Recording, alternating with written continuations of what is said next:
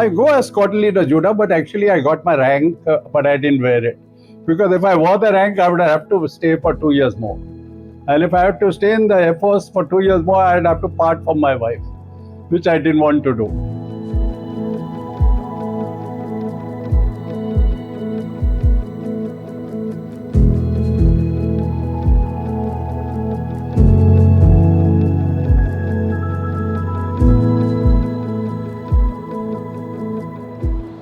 Okay, I was born in Jabalpur. My mother had a tough time with with her pregnancy with me. She didn't want to lose me as a baby. She said, he'll do something great. I have to keep this baby. I have to give him birth. And well, that's how I came out. And according to everybody else, I didn't let my mother down. My grandfather was in the army, Simon Judah.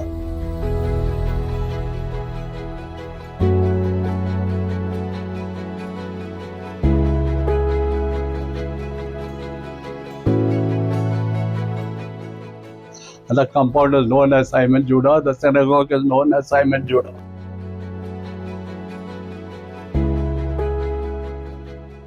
My grandfather was posted to Jabalpur. So my dad and all grew up in Jabalpur. In fact, they went to the same school I went to. I want to tell you in Jabalpur, why was he famous? He belonged to the ASC, Army Service Corps. So he used to look after the food and all that when the regiments came. And many times the regiments were supposed to come and they didn't come up. So all the food used to go to the hostels of all the schools. And so every hostel got their share of food. He was a great man. He was asked to be the mayor of the town, not because of election, but out of sheer respect. But he refused. I mean, it's political. He was an army guy. And army people don't want to get into politics. He wore about 20 medals. Whenever I would try to show off to him, he would say, can you see my 20 medals? Even if you get 10 of them, you can talk to me. Otherwise, don't, avoid. He used to really motivate us. And of course, he had fought many wars. He fought the Second World War. And my grandfather was posted from Karachi to Jabalpur. And that's where he brought this property for 25,000.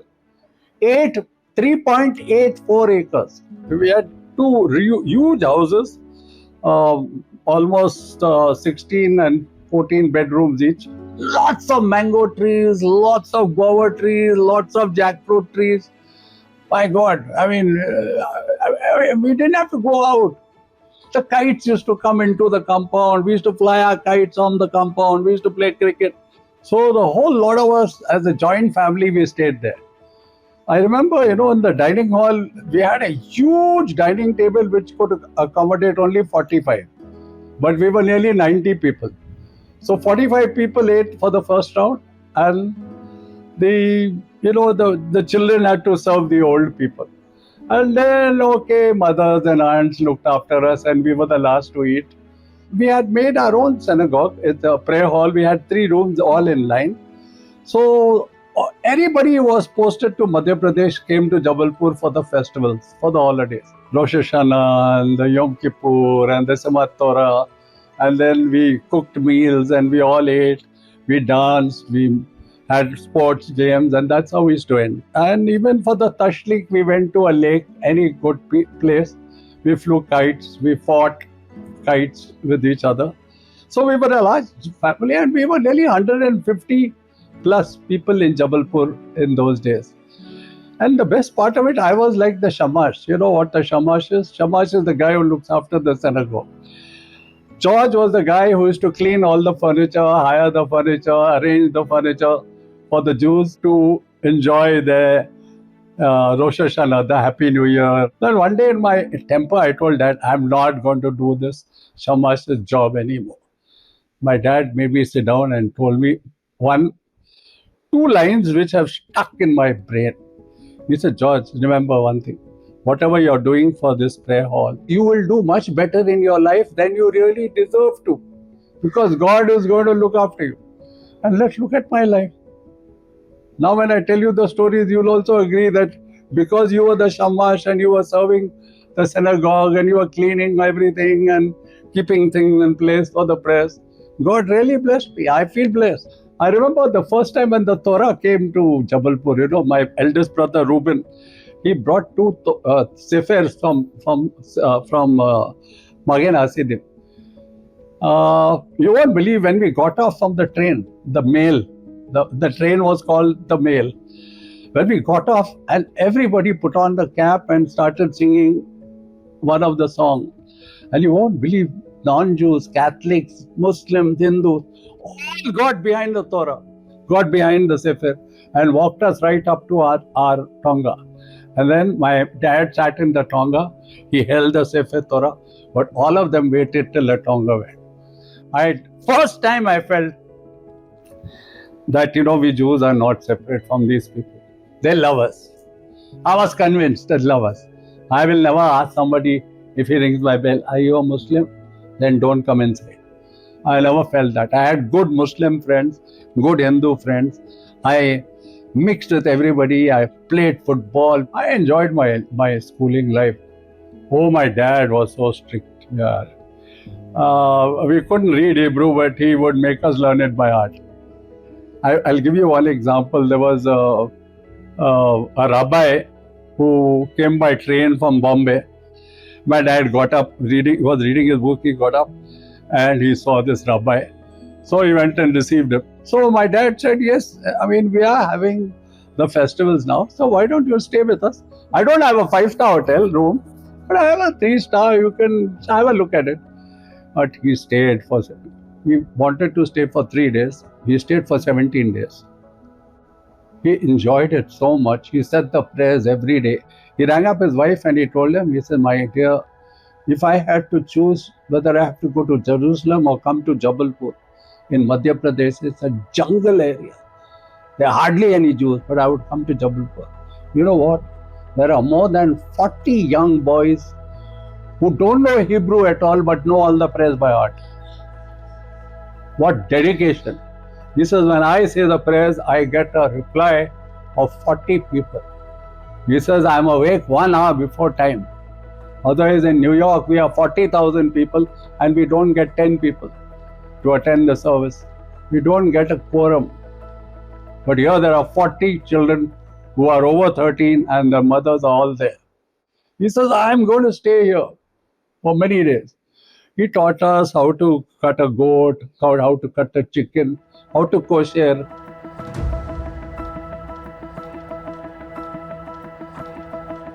The Judah compound is still there, the synagogue is still there, but nobody goes for prayers. I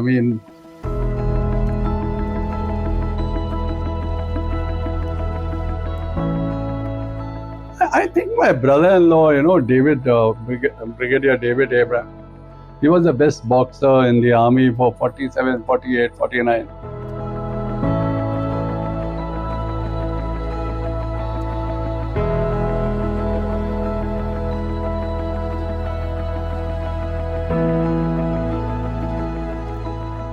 He was in the Signals Corps, he went to AC. And the stories used to tell us about the war. I got really motivated. One day I saw in the newspaper that if you want to join the Air Force, just fill up this form. So I got my dad to sign. He didn't even know what he signed. So I signed for the Air Force. Suddenly I told him, Dad, I'm leaving. I've joined the Air Force. What? You're going? I said, yes. He came to see me off at the station. I joined the Air Force at the age of 21, 65. We were posted at Jodhpur. 71, we were in Assam. Quite a few of my course mates have been shot. 65 also. If we had better aircrafts, one of my relatives, Lloyd Moses Sassoon, is a Jewish chap.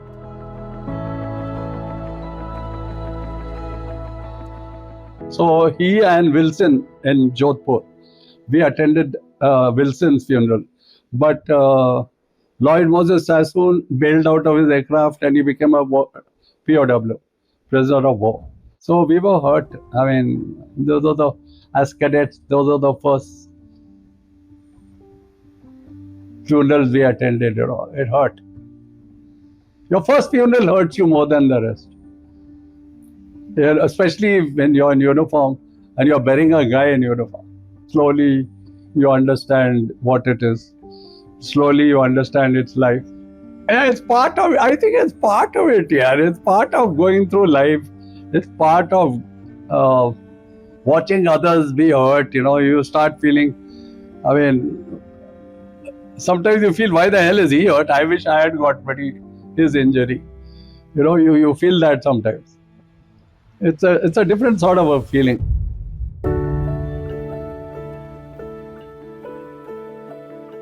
Actually, we were dropping bombs in one place in Sargodha Airfield. I had trained my junior most chap, and then while flying, I told them that if you're going to drop the bomb, drop it at the cross section. Please believe me, the guy I trained, his name was Kuldeep Man. He was the junior most. So I told him, Kuldeep, you do the first drop. A lot of people got angry with that. They said, sir, how can you tell him to do it? You're the flight commander, you should go first. I said, no, I just trained him yesterday. Let him lead. What is training? Doing it when you're actually doing it. I mean, to feel the pain and feel the fear. And Kuldeep dropped it right in the center. And then after that, I was the last guy to drop it. I was so impressed with my whole gang. All of them had made it 40 by 40 by 40. At that time, I flew over a hangar, And like a fool, I tried to peep into the hangar to see if there were aircrafts. And that's where a man was standing there and he hit me on the chest. I just put a hanky. When I flew back, I just got out of the aircraft, drove my scooter to Irene. I went home. I didn't go to the hospital. He said, George, you've been shot. I said, yes. So why did you come here? You should have gone to the damn hospital. I said, I don't want to die in a bloody nurse's arm. I want to die in yours. She said, George, you're mad or what? She took me to the hospital, put me on the bed, I conked out. After 6 months, they found a bloody bullet in my bloody lower rib somewhere. And it didn't touch any of my parts. Nobody believes that I'm alive. No, I want to say something. I'm Jewish, and every time I've got into trouble, I've said one prayer. Shema Israel, Adonai Eloheinu, Adonai Echad. Baruch Shem Kevod Malkodo Le'olam Va'ed. That's the only prayer I've said every time I was in trouble.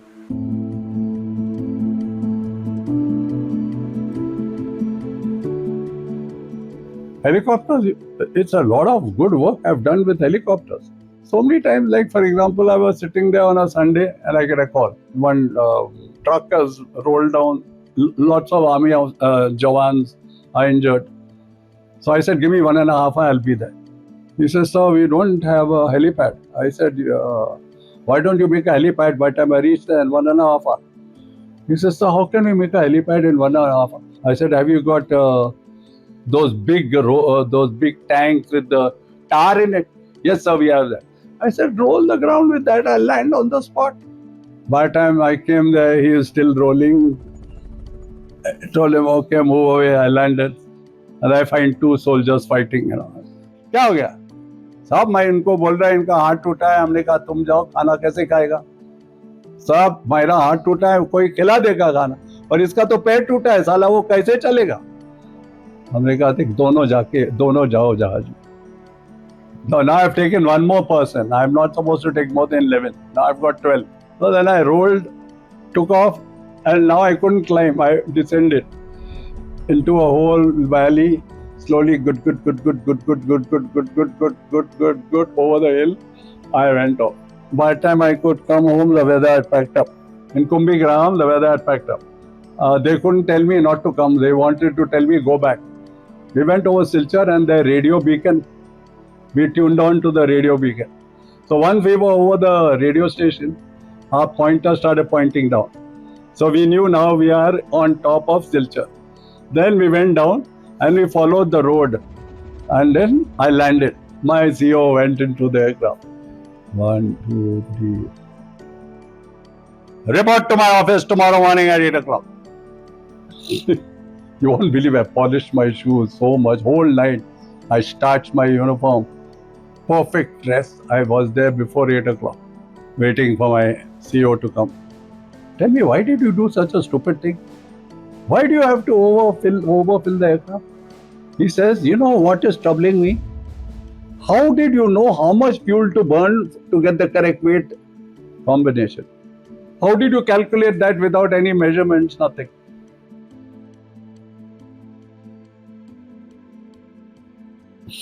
I said, sir, it was just a gut feeling. Very intelligent, I give you full marks. But foolish, carrying one more chap. For what? So you know what he said in the end? Now that I heard the whole story, yeah, I would have done the same thing. I crashed one helicopter in Burma. Uh, it was raining like mad. I checked. It was 75 by 50. So Sharma landed. He was the pilot. He was junior to me, but he was more qualified. Now we couldn't stop the aircraft. We went off the helipad. Now we are going in the jungle, and now we can't climb because of all hills. We'll go into the hill. So he took a turn. I said, Sharma, say your prayers. I'm saying my prayers, but I can see a tree. I can see a bark. Let me fly the aeroplane. The door was open. There was no door. So we stuck the door into the bark, and the aircraft got stuck. If I hadn't stuck that aircraft, it would have gone down 1300 meters. With 1300 liters of fuel, we would have been baked for lunch. I said, Sharma, go out, Sharma, go out. I was the last guy to go. I put off the engine, all the, the rotors all broken, nothing. When I went out, they all were laughing at me. I said, why are you laughing? He said, sir, you're really comic. And what were you doing? I said, I was trying to put the aircraft up. Oh, what? It's all finished. I said, no, it wasn't. I wanted to save the engine. Then one aircraft came. My CO got down. Yes, sir. Look at where my aircraft has landed, sir. Okay? Can you see the wheels? Can you see the mark of the wheel? That means we've landed in the beginning of the helipad. We went right up to the end. But because of the water hydroplaning, we couldn't stop the aircraft. The brakes were not happening. And I said, sir, this shows 75 by 50, but here it is 25 by 35 or something. And so that's how we couldn't stop. Then I asked my CEO, I said, CEO, sir, so with your permission, can you give me the next aircraft to go and land? He said, no, you'd better kill yourself. I said, no, I'll take an empty aircraft. He said, why do you want to do that? I said, sir, please let me go. So I went. I took everybody's ration. We get chocolates, picked up sacks of chocolate. When I came to the village, no, I kept dropping the chocolates in the village. So then I said, from the aircraft, I said, come. So that means I got more. Then they helped me to carry that engine on the helipad. And I underslung it. I picked it up, the engine. I brought it back to the squadron. You won't believe, in 2 days, that engine was fitted to an aircraft and it worked.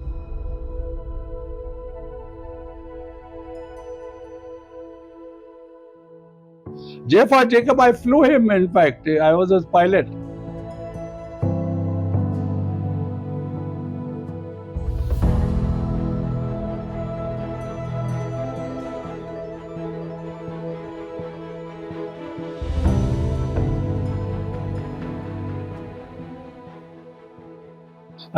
He came up to the cockpit and he looked out and he said, oh, the weather's really bad.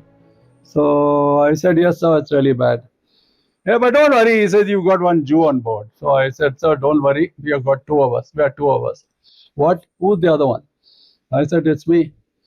So he asked me, are you a Baghdadi Jew? I said, no, sir, I'm a Bene Israel. What is your rank? I told him my rank and all that. It was nice. And he's a jovial fellow. He's really an army guy. If I've ever seen a guy who was really in love with his army, it was him. He died giving all his money to the army. He was looked after by the military hospital. He died alone. He was a bachelor. He never married. The MH, the military hospital Delhi, looked after him and buried him in the Jewish synagogue in Delhi, in the Jewish graveyard in Delhi.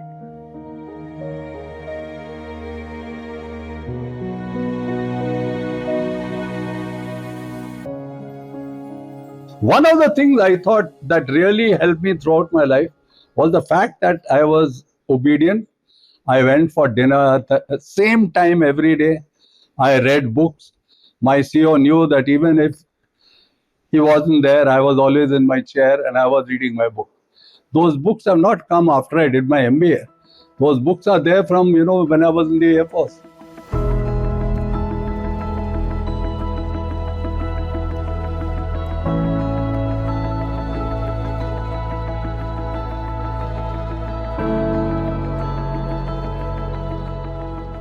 When I was posted at NDA, I did my BA honors. When I was in NCC, I did the MBA. So when I came to NDA, the civilian instructors found I was really speaking well. I was giving good lectures. And they helped me with the BA honors, and I did a MBA. I came in the merit. Then I got the director's job. Faculty in NDA helped me with my PhD.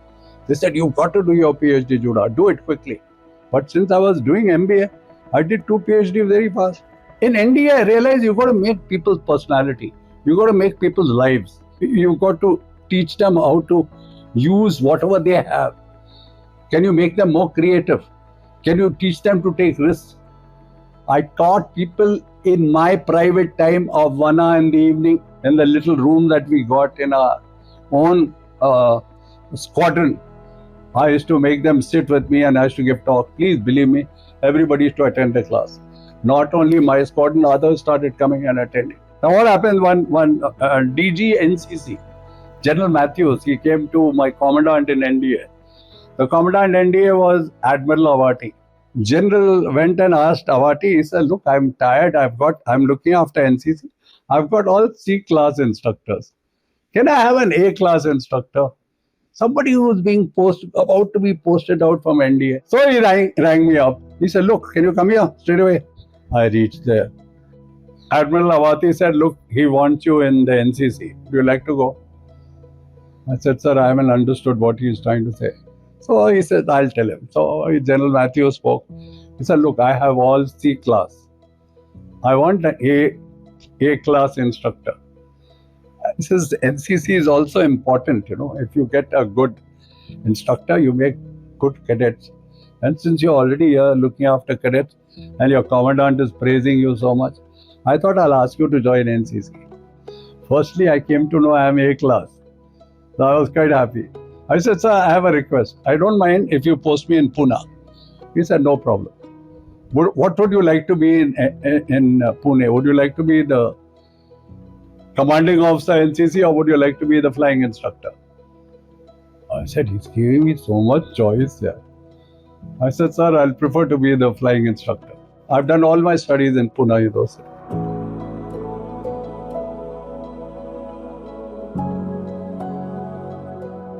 So I was picked up while I was a cadet, while I was a student in MBA. Doing the MBA, my chairman, he heard me giving a talk. So he came inside, heard my lecture and called me to his office. He says, "Can you take this uniform out? Can you get out of uniform? I want to make you the director." So things came up, luck came up. And I think I did much better after leaving the Air Force. I became more popular. And the best part of it, I was with my wife. Yeah.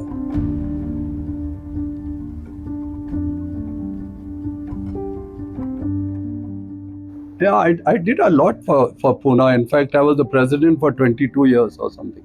The Sukkot Shal-Om Synagogue.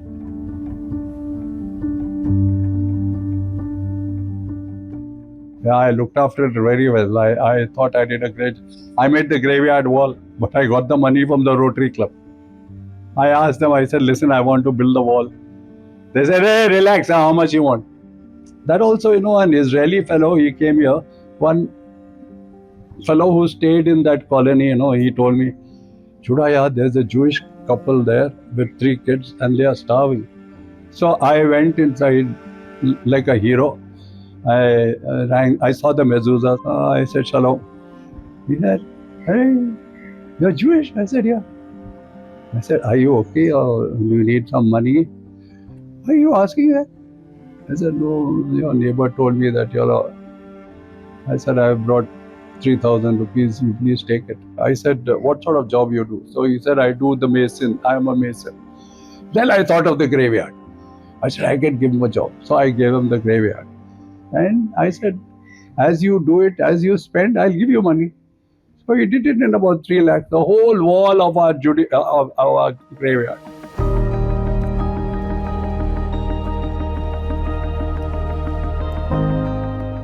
I would like to tell people, that learn to love yourself. Learn to love yourself. Love yourself. You don't worry about others.